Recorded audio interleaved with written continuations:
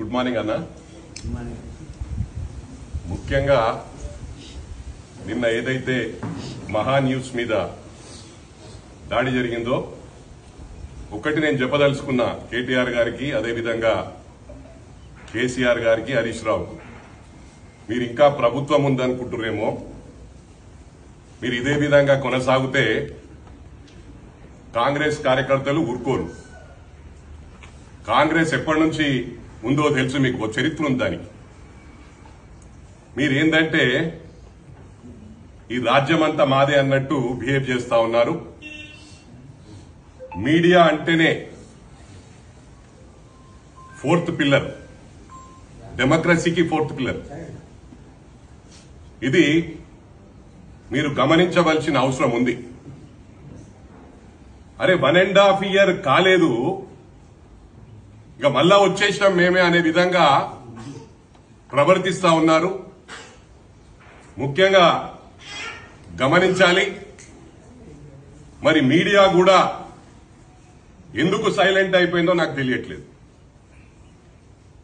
ఈరోజు మీడియాతోని మాకు అవసరం లేదు అనే విధంగా ఓ యూట్యూబ్ ఛానల్, అన్ని ఫేక్ ఛానల్స్ పెట్టుకొని వారికి పేమెంట్స్ అంటే డబ్బులు బిచ్చలవిడిగా అయిపోయినాయి. కేటీఆర్ దగ్గర, కేసీఆర్ గారి దగ్గర, అదేవిధంగా హరీష్ రావు దగ్గర. వాళ్ళకి ఏం చేయాలో తెలుస్తలేదు.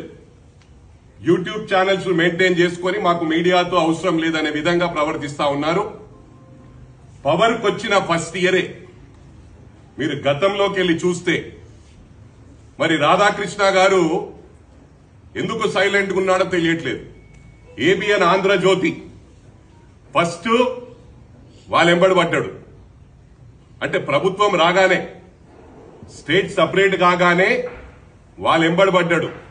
అది గమనించవలసిన అవసరం ఉంది. మరి అదేవిధంగా సుప్రీం కోర్టును కూడా ఆశ్రయించింది ఏబిఎన్ వాళ్ళు. ఆ రోజు మరి టీవీ9 రవిప్రకాష్ గారు కూడా ఇలా కొత్త మీడియాను పెట్టుకొని వాళ్ళు కూడా సైలెంట్ అయిపోయారు. Are channel. నేను ఇంకో విధంగా అనుకోకండి, మీరు గుండె మీద చేసుకొని ఆత్మ పరిశీలన చేసుకోవాలి. ఆ రోజు మిమ్మల్ని ఏ విధంగా వేధించిర్రో, స్లీప్లెస్ నైట్స్ మీకు ఆ రోజు గడిచినాయి. అవి మర్చిపోయి ఈరోజు సైలెంట్ గా ఉంటే మరి ఏం మెసేజ్ ఇవ్వదలుచుకున్నారని చెప్పి కూడా నేను రవిప్రకాష్ గారిని అడుగుతా ఉన్నాను. రవిప్రకాష్ గారిని ఇంతవరకు నేను ఎప్పుడు కూడా కలవలేదు, మాట్లాడలేదు. కానీ హై రిగార్డ్ ఉంది, అది మీరు గమనించాల. టీవీ9 లాగేసుకుంది కూడా మర్చిపోయింది. మీరు ఇంత తొందరగా మర్చిపోతే ఎట్లా అన్నా? ఇట్లా మర్చిపోతే ఇవాళ నిన్న వంశం చేసిండ్రు, రేపు మళ్ళీ ఇంకొకరిని చేస్తారు.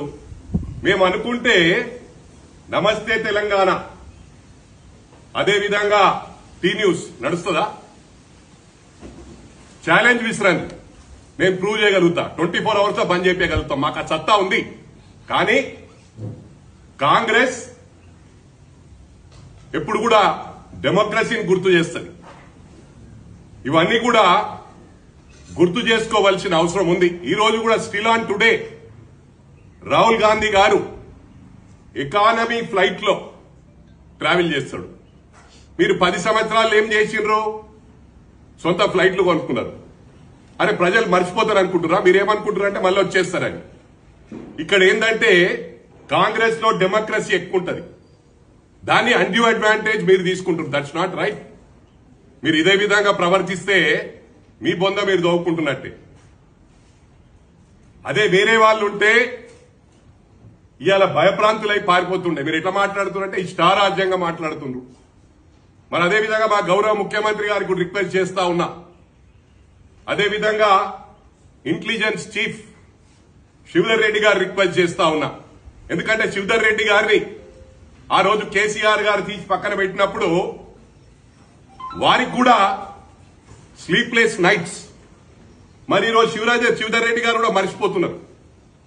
ఈజీగా తీసుకుంటారు. ఇట్లా ఈజీగా తీసుకుంటే వీళ్ళు మనని ఈజీగా తీసుకుంటారు అని చెప్పి కూడా ఈ సందర్భంగా గౌరవ ముఖ్యమంత్రి గారికి కూడా రిక్వెస్ట్ చేస్తా ఉన్నా. ఎందుకంటే ఆనాడు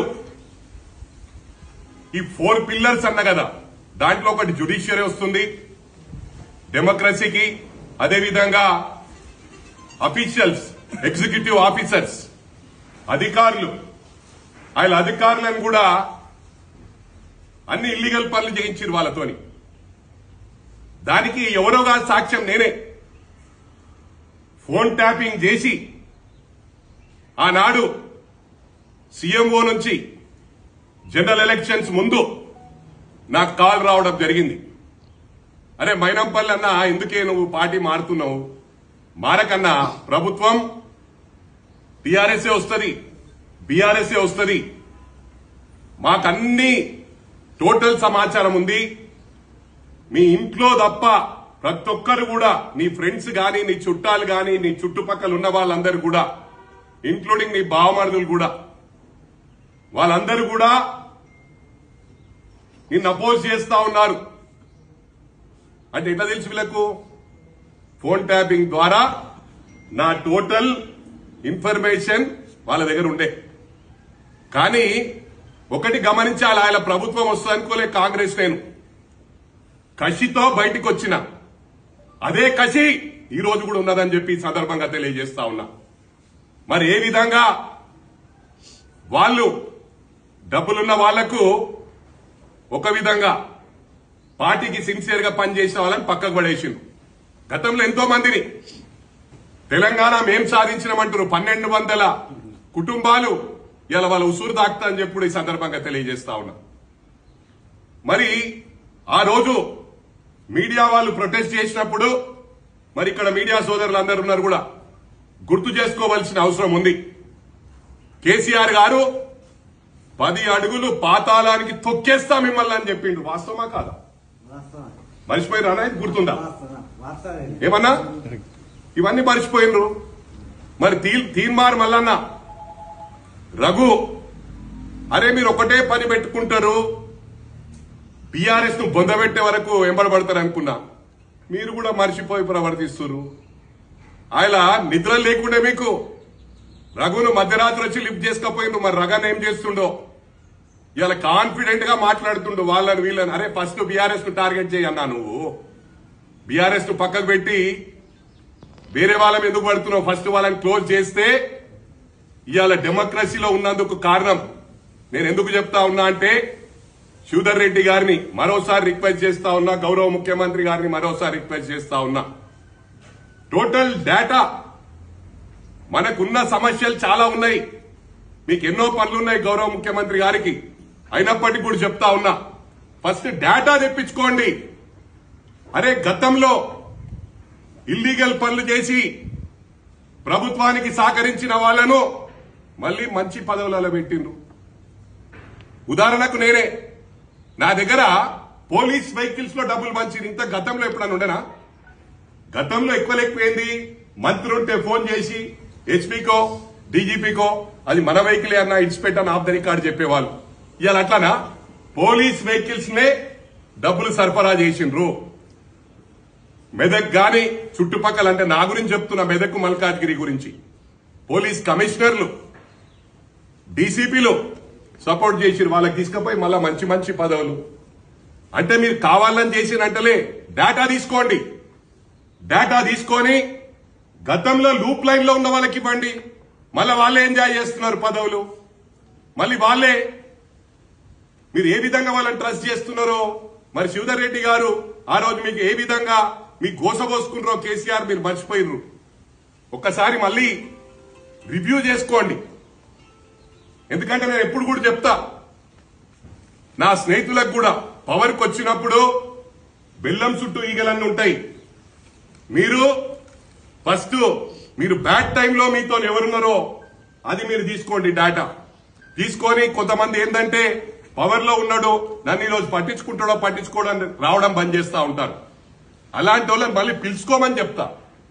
మరి నేను ఈ ప్రభుత్వంలో ఉన్నప్పుడు నా మినిమం రెస్పాన్సిబిలిటీ గౌరవ ముఖ్యమంత్రి గారు రిక్వెస్ట్ చేస్తా ఉన్నా, ఇప్పటికైనా మొన్న పోస్టింగ్లు చూస్తే కూడా ఎంజాయ్ చేసిన వాళ్ళకే మంచి మంచి పోస్టింగ్లు, వాళ్ళకే సిటీ, మిగతా వాళ్ళని తీసుకుపోయి ఖమ్మంలో ఆదిలాబాద్ లో కొట్టిండ్రు. ఇది మన పార్టీకి మంచిది కాదు. అంటే మీరు కావాలని చేయట్లేదు, కానీ డేటా తెప్పించుకోండి. ఒక్క రోజు స్పెండ్ చేయండి టైం. శ్రీధర్ రెడ్డి గారిని పక్కకు కూర్చుని పెట్టుకొని అందరి డేటా తీసుకొని న్యాయం చేస్తే మనకు బ్లెస్సింగ్స్ ఉంటాయని చెప్పి రిక్వెస్ట్ చేస్తా ఉన్నా. ఎందుకంటే గౌరవ ముఖ్యమంత్రి గారు కూడా అమ్మవారిని బిలీవ్ చేస్తాడు. నేను కూడా అమ్మవారిని భక్తుని కాబట్టి చెప్తా ఉన్నా. ఇవాళ మహా న్యూస్ కూడా కాంగ్రెస్ పార్టీకి అవుట్ రైట్ సపోర్ట్ చేస్తుంది. నేను చాలాసార్లు చూసిన ఎలక్షన్స్ లో కూడా బాగా సపోర్ట్ చేశారు వంశీ గారు. మరి వారిని మనం ప్రొటెక్ట్ చేసుకోకపోతే మనం ఎవరు ప్రొటెక్ట్ చేస్తారని చెప్పి కూడా అడుగుతా ఉన్నా. ఈ రోజు నిన్న ఎవరెవరు దాడి చేసిండ్రో వాళ్ళని వదిలిపెట్టే ప్రసక్తి లేదు. అదే ఎగ్జాంపుల్ పక్క రాష్ట్రాన్ని తీసుకుందాం, ఆంధ్రప్రదేశ్ లో ఇవాళ వాళ్ళు బయటకెళ్లే పరిస్థితి లేదు, పారిపోయినరు. ఇక్కడ పారిపోకుండా దౌర్జన్యాలు చేస్తున్నారు. ఎంతవరకు ఇది రైతు?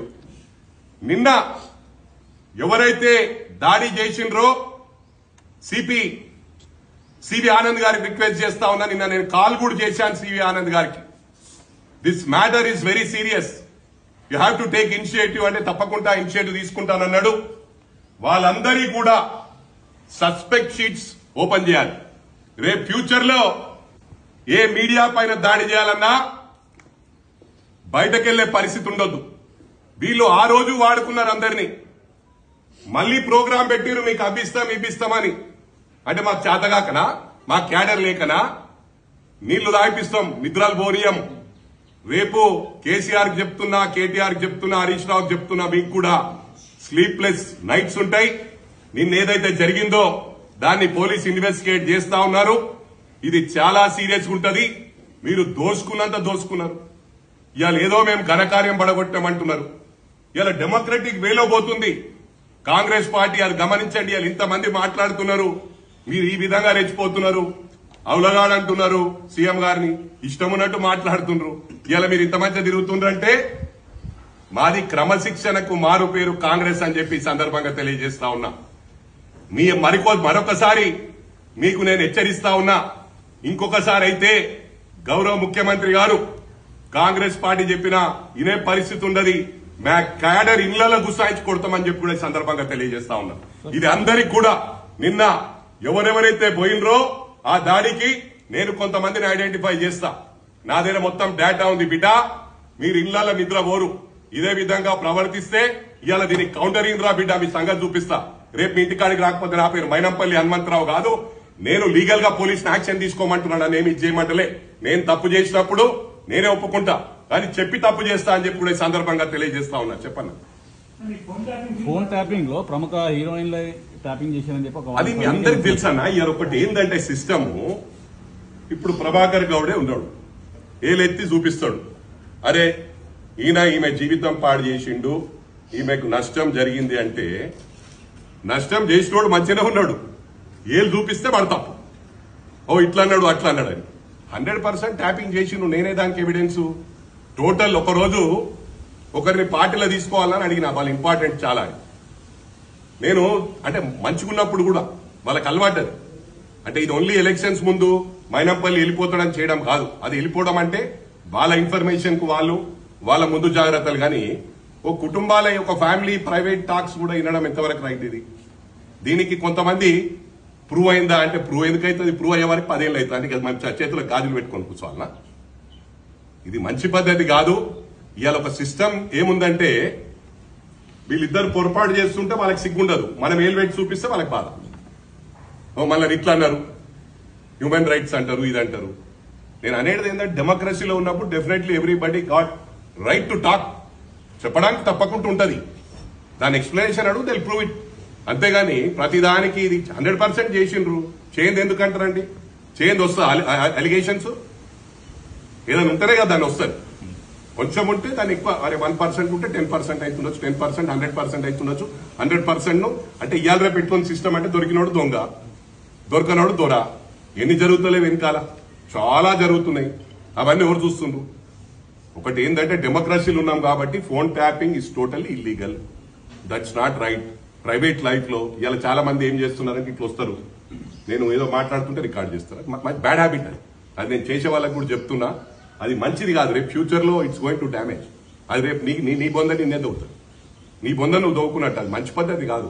ఎవరిదైనా మాట్లాడినప్పుడు వినాలి, అంతేగాని రికార్డ్ చేయడము, ఇక్కడ నుంచి అక్కడ తీసుకుపోయి చెప్పడము, ఇదంతా మంచి సిస్టమ్ కాదని చెప్పి కూడా నేను అందరికీ ప్రజలందరికీ విజ్ఞప్తి చేస్తా ఉన్నా. ఈ రికార్డింగ్ చేసిన వాళ్ళని కూడా సీరియస్ యాక్షన్ తీసుకోవాలి. వైఫ్ అండ్ హస్బెండ్ మాట్లాడుతుంటే నీకేం పని రాబాయి? హీరోయిన్లతో నీకేం పని? అంటే నువ్వు ఏం చేయగా తెలుసుకున్నావు మెసేజ్? ఇదేంది రాజుల కాలమా? నువ్వు రా అంటే రా వస్తందుకు, పోమ్మంటే పోతందుకు. అంటే వాళ్ళ ఇప్పుడు మన లైఫ్ మనకు అంటే లేదా? స్వేచ్ఛ లేదా? ఫ్రీడమ్ లేదా? ఏం మెసేజ్ చేయదలుచుకున్నాం?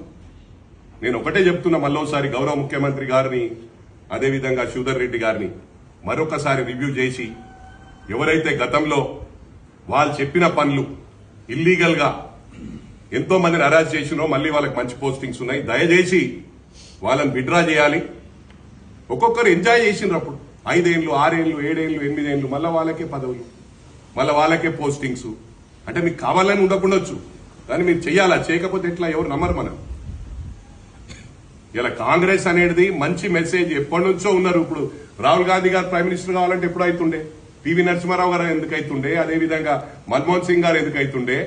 సోనియా గాంధీ గారు అవుతుండే. వాళ్ళు సాక్రిఫైస్ ఫ్యామిలీ. అరే అది ఎందుకు గ్రహిస్తలేరు ప్రజలు? ప్రజలు కూడా గ్రహించాలి. వీళ్ళు 10 ఏళ్లలో మొత్తం దోషేసిండ్రు. వాళ్ళ ప్రీవియస్ ఏముండే, వాళ్ళ ఆస్తులు ఏముండే తీసుకోండి మీరు. ప్రజలకు తెలియదా? సిద్దిపేట వాళ్ళకి తెలియదా? లేకపోతే సిరిసిల్ల వాళ్ళకి తెలియదా? గజ్వేల్ వాళ్ళకి తెలియదా? ఎక్కడ పోతుంది సిస్టమ్? ఇలా మళ్ళా కోవట్లను పెట్టుకొని నడిపిస్తున్నారు. కోవట్లకు కూడా చెప్తున్నా, కాంగ్రెస్ లో కోవట్లు ఉంటే ప్రూవ్ అయిన రోజు బట్టలిప్పి కొడతా అని చెప్పి కూడా ఈ సందర్భంగా తెలియజేస్తా ఉన్నా. నేను ఎంత మంచోన్నో అంత గలీజ్ గాని. I'm almost 60 years. నేను ఇంకా బతుకుతా 5 ఏళ్ళు బతుకుతానో 10 ఏళ్ళు బతుకుతానో, లెట్ ఇట్ బి ఎనీథింగ్. నాకు పాలిటిక్స్ అనేది కాదు, కానీ ఇటువంటి వాళ్ళని చక్కగా చేయాలి. సిస్టమ్ లో మారవాలి. సిస్టమ్ లో మార్పు రానంత రోజులు ఇప్పుడు ఎంతో మంది కష్టపడ్డారు. కార్యకర్తలుగానే ఉండిపోతున్నారు. నేను ఎప్పుడు కూడా చెప్తా, మనకు వాళ్ళే బేస్. పార్టీని కాపాడుకుంటే పార్టీ మనని కాపాడుతుంది. మనం పార్టీని కాపాడాలి. ఎక్కడ కాపాడుతున్నారు? కొంతమంది మొత్తం డ్యామేజ్ చేస్తా ఉన్నారు. వాళ్ళ డబ్బులకు అమ్ముడు పోయి వాళ్ళకి ఇన్ఫర్మేషన్లు ఇచ్చి మేము వాళ్ళని లాక్ చేద్దామంటే మమ్మల్ని లాక్ చేసే ప్లాన్ లో ఉన్నారు. అంటే ఇది ఎంతవరకు రైట్? నేను వాళ్ళని లాక్ చేసి స్టేట్ లో ఎక్కడ తిరగకుండా చేద్దామంటే మైనంపల్లిని లాక్ చేయాలని చూస్తున్నారు. మైనంపల్లిని లాక్ చేసుడు ఏమైనా అయ్యేతరం కాదు. దేనికైనా సిస్టమ్ ఉంటుంది. సిస్టమ్ కు రెస్పెక్ట్ ఇస్తా. అది బిహాండ్ లిమిట్స్. ప్రతి దానికి హీల్డ్ పాయింట్ ఉంటుంది. ఆ హీల్డ్ పాయింట్ దాటితే కిస్కా బాప్ కోనే సుంతా అని చెప్పి సందర్భంగా తెలియజేస్తా ఉన్నా. నేను రాజకీయ లబ్ధి కోసం దేనికి సరెండర్ కాను. నేను ఆ రోజు కూడా కషితోనే వచ్చిన. 5 ఏళ్లు సఫర్ అయిదాం, ఎన్నిసార్లైనా లోపలికి పోతా, ఎన్నిసార్లైనా బయటకు వస్తా, తప్పకుండా ఈ పార్టీని ఖతం చేసేదాకా ఇడుబా అనుకున్నా.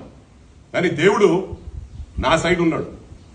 నేను ఆయన టీఆర్ఎస్ లా బిఫోర్ ఎలక్షన్స్ పోయినా గవర్నమెంట్ వచ్చింది, ఇక్కడ వచ్చింది, దేవుడు సహకరించిండు. 100% గవర్నమెంట్ వచ్చింది.